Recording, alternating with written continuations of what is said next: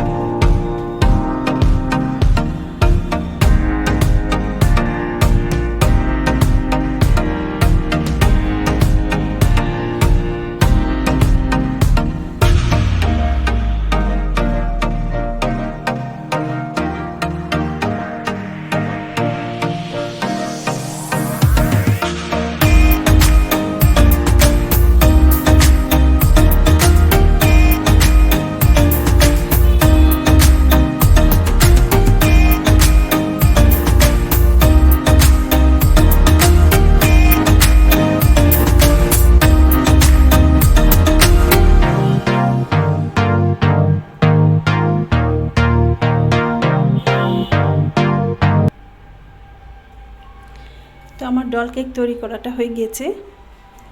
এটা ছিল আমার ডল কেকের ফাইনাল লুক। আমি এটাকে এখন ফ্রিজে রেখে দিয়ে অন্য কাজের জন্য কিচেনে চলে যাব। তা আমি কিছু চপ তৈরি করে নিলাম। তো এরই মাঝে আমার ভাবি এসে হাজির। তো ভাবিকে দায়িত্ব দিলাম মাংসটা রান্না করার জন্য, যেহেতু আমি আজকে মুরগির বিরিয়ানি রান্না করব। আর দেখো কি সুন্দর আমার এই দুষ্টু মিষ্টি ভাস্তিটা ঘুমিয়ে পড়েছে, কি কিউট লাগছে দেখতে। তো আমাদের বিরিয়ানি রান্না করা হয়ে গিয়েছে। এগুলোকে এখন আমি প্লেটে সাজিয়ে নেব। আর কিছু অন টাইম প্যাকেটে কিছু বিরিয়ানি সাজিয়েছিলাম কিছু গরিব দুঃখীদেরকে দেওয়ার জন্য।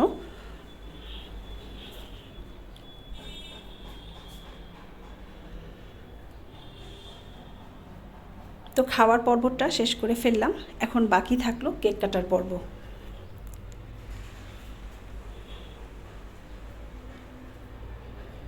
তো কেক কাটার জায়গাটা সাজানোর সময় আমার মেয়েরা বান্ধবীরা কত মজা করছিল, এটা দেখে আমি ভীষণ মিস করছিলাম আমার ছোটোবেলা।